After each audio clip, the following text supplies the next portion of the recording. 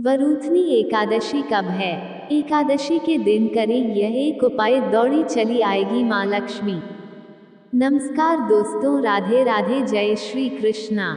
दोस्तों, वरुथिनी एकादशी पर भगवान विष्णु के 5वें अवतार वामन की पूजा की जाती है। साथ ही वरुथिनी एकादशी पर व्रत रखने पर माता लक्ष्मी की कृपा भी बनी रहती है। जिन लोगों के जीवन में बहुत कष्ट है और बहुत समय से इन कष्टों का निवारण नहीं हो पा रहा है, उन्हें वरुथिनी एकादशी पर व्रत करके विधि विधान के साथ पूजा जरूर करनी चाहिए।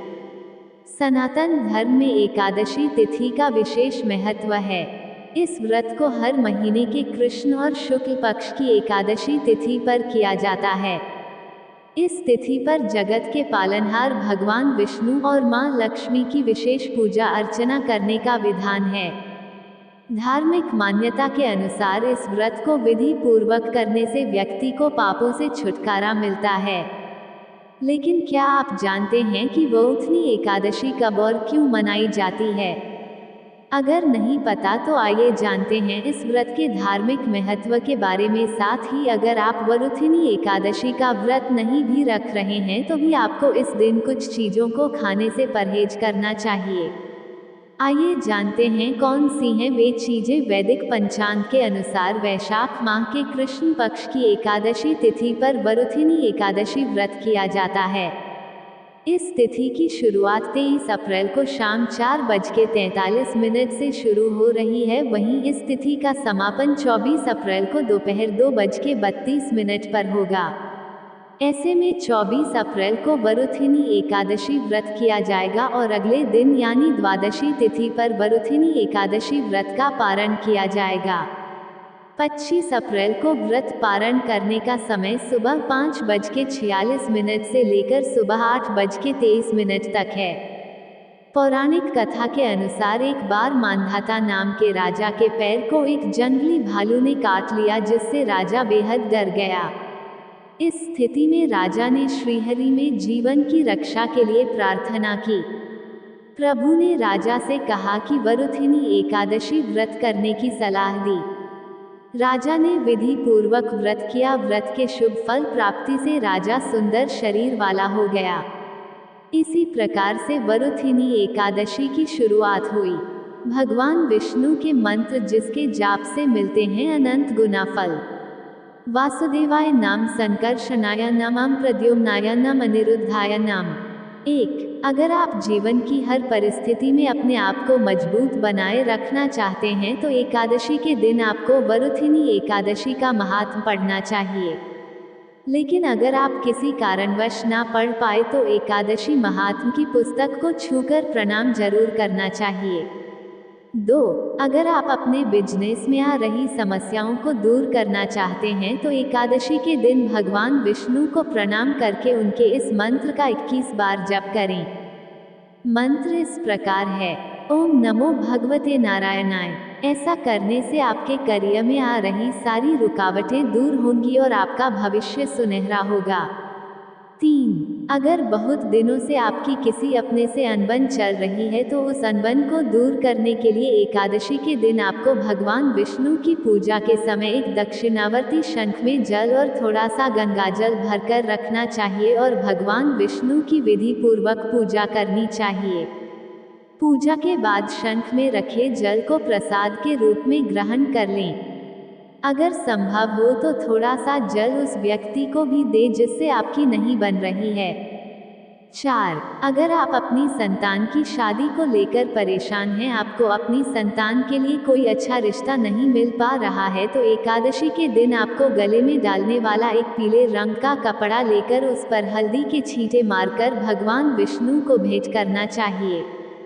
एकादशी के दिन ऐसा करने से आपकी परेशानी दूर होगी और आपको अपनी संतान के लिए जल्द ही कोई अच्छा रिश्ता मिलेगा। 5.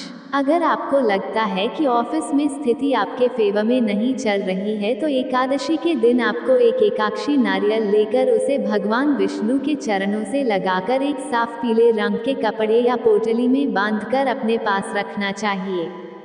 एकादशी के दिन ऐसा करने से धीरे धीरे करके ऑफिस में स्थिति आपके फेवर में होने लगेगी।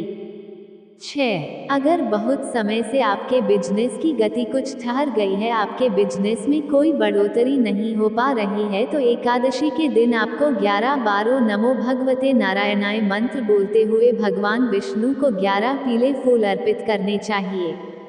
यानी पहले मंत्र बोला ओम नमो भगवते नारायणाय, फिर फूल चढ़ाया, इसी प्रकार सारे फूल चढ़ाने हैं। एकादशी के दिन ऐसा करने से आपको बिजनेस में बढ़ोतरी देखने को मिलेगी। 7. अगर आप अपने करियर के बारे में ठीक से कोई फैसला नहीं ले पा रहे हैं, या जो स्टूडेंट्स अभी बोर्ड परीक्षा दे चुके हैं और आगे करियर के बारे में कुछ सोच नहीं पा रहे हैं, तो उन लोगों को एकादशी के दिन 11 गोमती चक्र लेकर श्री विष्णु भगवान के चरणों में रखने चाहिए और भगवान का आशीर्वाद लेना चाहिए। एकादशी के दिन ऐसा करने से आप जल्द ही अपने करियर को लेकर कोई ठीक फैसला ले पाएंगे। 8. अगर आपको किसी काम में बार बार नुकसान उठाना पड़ रहा है, जिससे आपका काम पूरा नहीं हो रहा है, तो एकादशी के दिन स्नान आदि के बाद आपको 5 गोमती चक्र लेकर श्री विष्णु के चरणों में रखने चाहिए और भगवान की विधि पूर्वक पूजा करनी चाहिए। पूजा के बाद उन गोमती चक्र को एक कपड़े में बांधकर अपने पास रख लें। 9.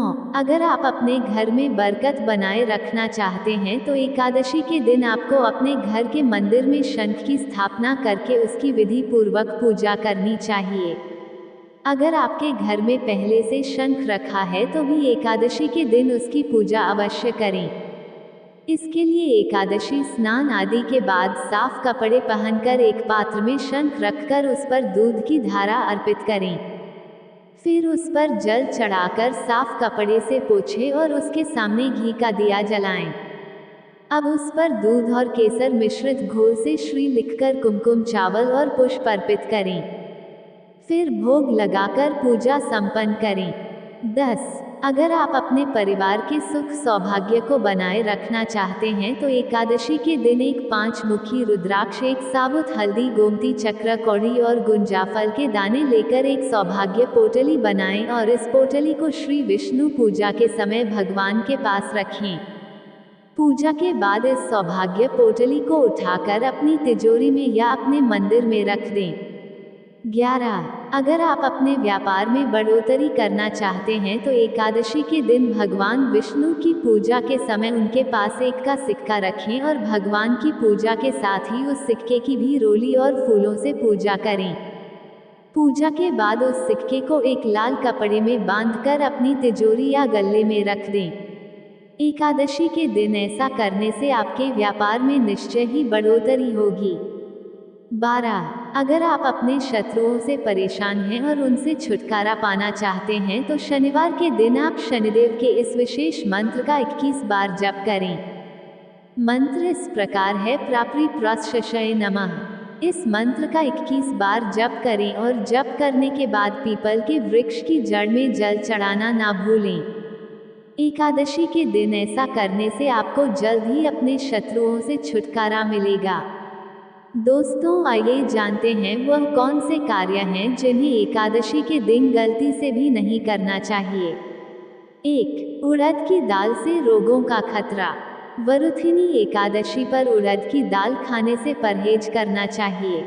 माना जाता है कि अगर आप वरुथिनी एकादशी पर उड़द की दाल खाते हैं, तो इससे आपको कई रोग होने का खतरा हो सकता है।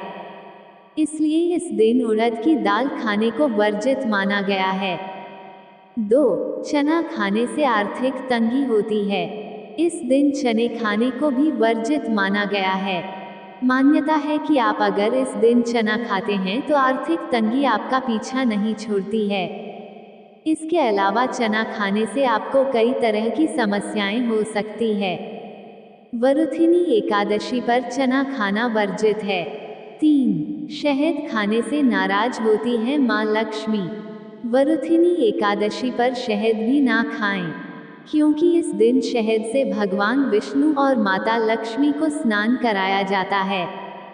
इसलिए शहद खाने को वर्जित माना गया है। वरुथिनी एकादशी पर शहद खाने से माता लक्ष्मी और विष्णु जी की कृपा आपको नहीं मिलती। 4. पान माता लक्ष्मी को किया जाता है अर्पित। वरुथिनी एकादशी पर पान के पत्ते भी ना चबाएं या फिर किसी भी तरह से पान का उपयोग ना करें, क्योंकि पान के पत्ते माता लक्ष्मी की पूजा में रखे जाते हैं।